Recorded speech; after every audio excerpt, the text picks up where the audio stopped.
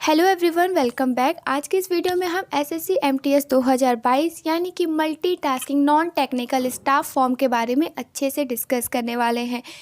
जैसा कि मैंने आपको प्रीवियस वीडियो में यानी कि अपनी एसएससी अपकमिंग एग्ज़ाम कैलेंडर की जो वीडियो थी उसमें बता रखा था कि एसएससी एमटीएस का जो फॉर्म है वो 22 मार्च को आना है। ठीक है, तो 22 मार्च बीत गया है और फॉर्म आ गया है, लेकिन लिंक आज एक्टिवेट हुआ है। तो आप अगर अभी तक फॉर्म नहीं भर रहे हैं तो फटाफट जाके भर लीजिए। बहुत अच्छी अपॉर्चुनिटीज़ है, 8000 से भी ज़्यादा सीटें हैं, तो फटाफट जाके भर लीजिए। फॉर्म भरने से पहले इसके बारे में यानी कि एमटीएस के बारे में थोड़ा डिटेल ज़रूर जानिएगा, ताकि फॉर्म भरते समय आप कोई भी गलती ना करें। ठीक है, तो चलिए अपनी वीडियो को स्टार्ट करते हैं।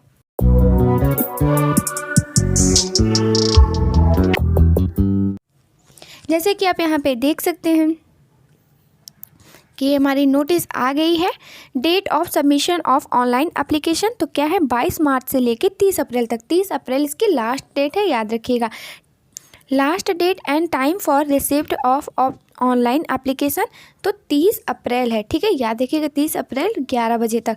ठीक है, last date and time of marking online fee payment की लास्ट डेट है 2 मई। ठीक है, 2 मई 2022, वो भी 11 बजे तक। Last date and time for generation of offline challan तो ये 3 मई तक है। ठीक है, last date for payment through challan during working hour of bank ये हो जाएगा मतलब कि 4 मई तक। यहाँ पे थोड़ा सा जैसे कि वर्किंग आवर मान लीजिए बीच में सैटरडे संडे पड़ जाएगा, तो इसीलिए 2 दिन का एक्स्ट्रा दे दिया है कि आप 4 तारीख तक आराम से भर सकते हैं। ठीक है, अब बात कर लेते हैं date of windows for application form correction and online payment of correction charges. तो इसकी जो डेट है 5 मई से लेकर 9 मई तक है।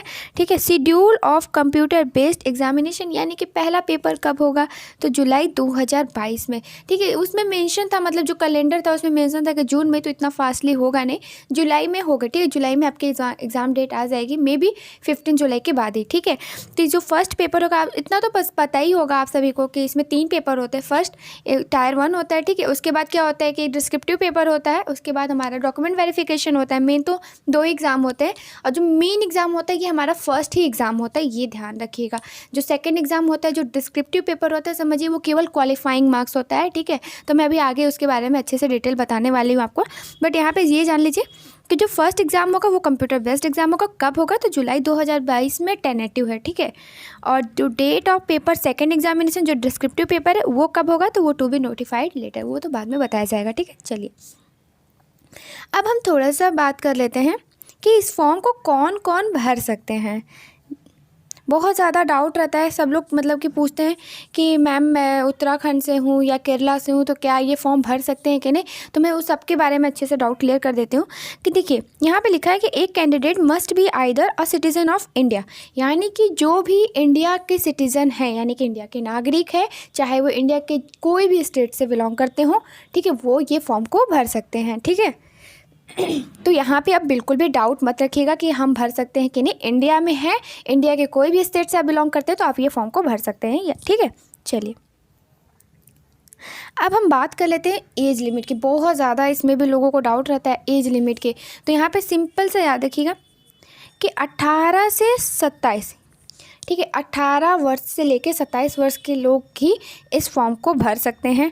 लेकिन जो इसकी जो डेट है कि मतलब हम कैसे मतलब जज करेंगे कि मेरा डेट इतना है, तो देखिए 1 जनवरी 2022 तक यहाँ पे मेंशन है। ठीक है, जो एज लिमिट है 1 जनवरी 2022 तक, यानी कि कुल मिलाकर आप यहाँ पे ये जान लीजिए कि 2/1/1995 से लेके 1/1/2004 के बीच में अगर आपका डेट ऑफ बर्थ है, 1995 से पहले नहीं और 2004 के बाद नहीं, ठीक है, इनके बीच में है या ये इतना है तो आप ये फॉर्म को भर सकते हैं। ठीक है, चलिए लेकिन एक बात यहाँ पे और बता दूँ कि यहाँ पे एज रिलैक्सेशन भी है, जैसे कि कैटेगरी वाइज आपको एज रिलैक्सेशन भी मिलता है। जैसे SC ST वाले को 5 साल का, OBC को 3 साल का, PWD ठीक है 10 साल का, और PWD OBC जो है हमारे 13 साल का, PWD SC ST ये 15 साल का, और एक्स सर्विसमैन को 3 साल का। ठीक है, तो ये सब एज रिलैक्सेशन है, आपको छूट मिलती है यहाँ पे। ठीक है, तो ये तो बात हो गई एज लिमिट के बारे में। अब हम थोड़ा सा यहाँ पे एक सर्टिफिकेशन के मतलब अब हम एक सर्टिफिकेट के बारे में आपको बता दें। ये जो सर्टिफिकेट है होना बहुत ज़रूरी है। अगर आप SC ST हैं या ओबीसी हैं, ठीक है, या ईडब्ल्यूएस है, ठीक है। तो अगर आप यहाँ पे देख लीजिए, यहाँ पे मेंशन है कि अगर आप SC ST OBC EWS PWD और ईसीएम कैटेगरी के हैं तो आपके पास 30 तारीख तक यानी कि 30 अप्रैल तक, ठीक है, 30 अप्रैल जो फॉर्म भरने की लास्ट डेट है उससे पहले आपको अपना कास्ट सर्टिफिकेट ज़रूर बनवा लीजिएगा। ये सर्टिफिकेट बहुत ज़्यादा ज़रूरी है। डॉक्यूमेंट वेरिफिकेशन में आपको बहुत ज़्यादा प्रॉब्लम हो जाएगी, तो ये सर्टिफिकेट अगर अभी तक आपका नहीं बना है तो ज़रूर से बनवा लीजिए, ठीक है। चलिए, ये तो बात हो गई आपके सर्टिफिकेट की। अब हम बात कर लेते हैं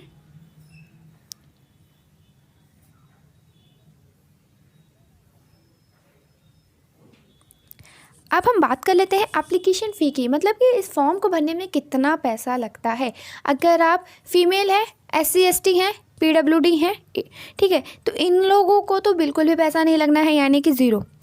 अगर आप फीमेल हैं, चाहे कोई कैटेगरी को, जनरल ओबीसी एससी एसटी कोई कैटेगरी के हो, पीडब्ल्यूडी, आपको सिर्फ ₹0 में, मतलब आपको कोई फ़ी नहीं लगना है। अगर आप मेल हैं, ठीक है, मेल है तो आपको ₹100 लगेगा, और मेल में भी कौन, जनरल हो गए, ओबीसी हो गए, ठीक है, तो इनका लगना है ₹100, ठीक है। चलिए, ये तो बात हो गई फ़ी के बारे में फॉर्म की। अब हम थोड़ा सा बात कर लेते हैं सिलेबस की, जो बहुत ज़्यादा इम्पॉर्टेंट है।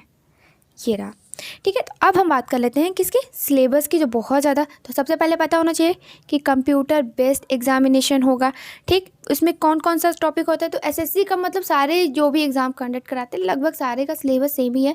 क्या होता है, जनरल इंग्लिश रहता है, जनरल इंटेलिजेंस एंड रीजनिंग रहता है, न्यूमेरिकल एप्टीट्यूड जिसे हम मैथमेटिक कहते हैं, और जनरल अवेयरनेस जिसमें हमारा करंट अफेयर्स, जीके जीएस सब कुछ आ जाता है, ठीक है। तो ये चारों टॉपिक तो एसएससी के कोई भी एग्जाम ले लीजिए, ये तो रहता ही है सिलेबस में।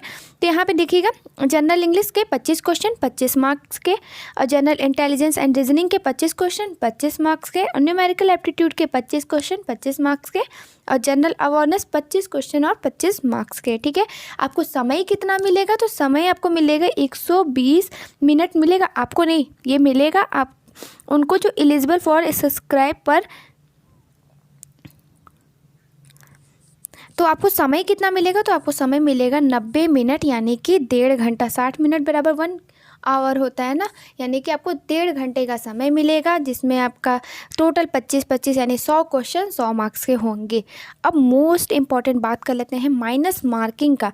माइनस मार्किंग कितना होगा, ठीक है, माइनस मार्किंग कितना होगा, तो यहाँ पे लिखा हुआ है साफ साफ 0.25 माइनस मार्किंग होगा। माइनस मार्किंग का ध्यान रखिएगा, बहुत ज़्यादा है कि आपको जो अच्छे से क्वेश्चन 100% एक्यूरेसी हो वही को टिक करिएगा, क्योंकि माइनस मार्किंग की वजह से आपका अच्छा खासा बना क्वेश्चन भी माइनस में चला जाता है, ठीक है।